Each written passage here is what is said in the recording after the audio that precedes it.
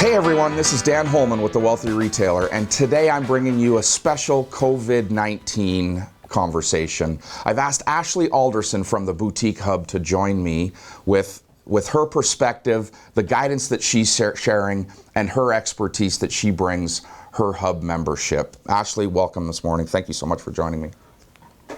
I'm so glad to be here. Thanks again, Dan. It is absolutely my pleasure. Well, to say disruption, to say crisis, to say almost apocalypse, doesn't even feel real right now. We're a few weeks into this deal, and we're seeing, shelter-in-place messaging. We're seeing stores shut down. What are you hearing? What's your part of the world look like? Oh, man. Well, certainly chaos, I think, like everywhere else. And, the message that I really took home yesterday and the action that I saw so much yesterday, specifically in the last couple of days, as everyone's gotten used to the chaos, is there's really two choices. You can panic and you can let yourself go with the fear and, knowing that it's going to be a disruption and worry about your business and really go down a negative path here, or you can choose to overcome. And what I've started to see in the retail community and supporting one another with new ideas and, helping brick and mortars that maybe haven't been familiar with live selling before, or they're now going to start going online because their brick and mortars have been mandated to close. There's just been so much support and outpouring of love in our community. And I'm really excited about that because even though we are living in this time of chaos and disruption, I still think there's so much opportunity here. And it's a mindset choice of, am I going to let the fear come, or am I going to take the bull by the horns here and make something happen and help my customer, help my community, and really save my business at the same time?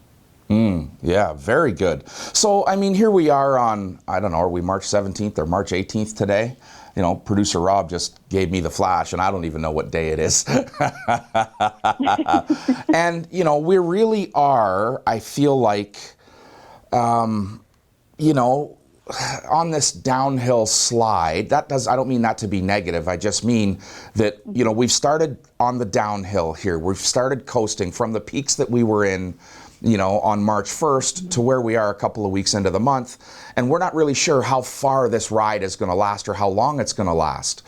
And so, what's the message of perseverance? What are we saying, as messaging, even from all levels of government, all other retailers? Every big box retailer is shuttering, their doors with, a social conscious message, but also, we're still here for you online. So what's the message of perseverance for our retailer today? Well, I think the neat thing about being an independent retailer, and the thing that we're going to see through this crisis, is that people still want to do business with people. They want to do business with businesses they know, like, and trust. And I think from a strategy standpoint, we're shutting down businesses to be socially conscious and because they're mandated in a lot of cases. Right. But our marketing online still gives us an opportunity to build relationships in ways that big box retailers can't. So even if someone isn't purchasing something from you, from a live sale or from a website or whatever, you're still in their home. You're still on their couch with them because of their phone. You're right there with them. You're supporting them. You're relating with them. And money follows eyeballs at the end of the day. If you can keep your engagement up and stay in touch with your community through this entire crisis, they're going to be there for you. And when the season comes around again, right, when the sunshine comes out again, they're going to be there ready to buy from you. And your business is going to sustain through this process. Agreed. And that's because you've stood beside them, you've supported them, and you didn't abandon them. I've said, exactly. I don't know, I don't know the number of times I've said it this week. No business has ever saved themselves by cutting expenses alone. We've got to drive to survive. We've got to figure out how to do business now.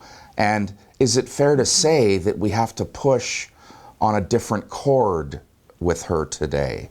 We've talked to her about choice and curation, all the things that make our boutique unique in the past. Are we talking differently to her today? Man, well, I first I just need to echo that you can't save a business by cutting expenses alone. I feel like I've been saying that exact same thing for the past couple of days. Right. So yeah, I agree. I think you do have to push on a little bit different chord. And And that is, you still have to have fun. You Yes. still have to show up. There's all the technicalities of business, right? Like you said, it's your product and your branding and all the things.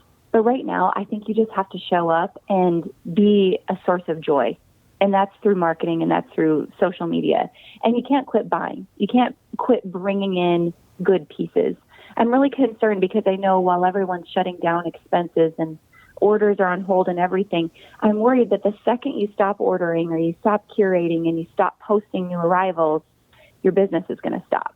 So you have to keep some forward momentum with curating things. And maybe they aren't brand new. Maybe you've had them. Maybe they're slightly aged, but you're restyling, you're reshooting, you're reposting, Right. and you're still having fun and being a positive source of light for your customers.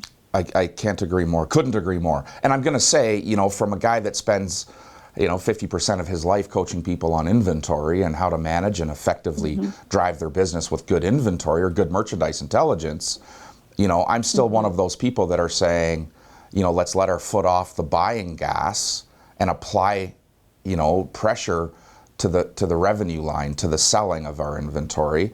And freshness is taking a back seat right now. I might get shot. Somebody might not agree with this, but freshness absolutely takes a back seat. But what doesn't take a back seat is our ability to show goods, regardless of when they arrived, regardless of their season, in a fresh light. I can go and pull something out that's 60, 90, 120 days old and show it differently. And my intention is simply to motivate her, to inspire her, to get her to take the action that I need her to take. And yes, absolutely. I feel like shop local is becoming, permission to play. It's trite. It's overused. I shouldn't say overused. It's not being used effectively.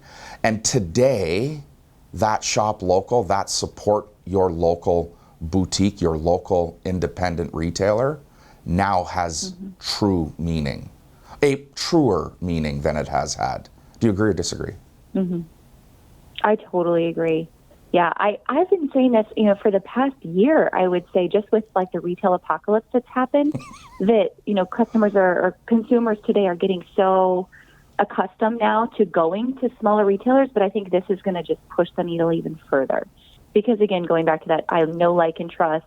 I walk through fire with this person. Like, this is a real family that pays taxes in my community, that's supporting charity in my community, that's right here shoulder to shoulder with me. I think that's going to continue to be a huge, huge thing.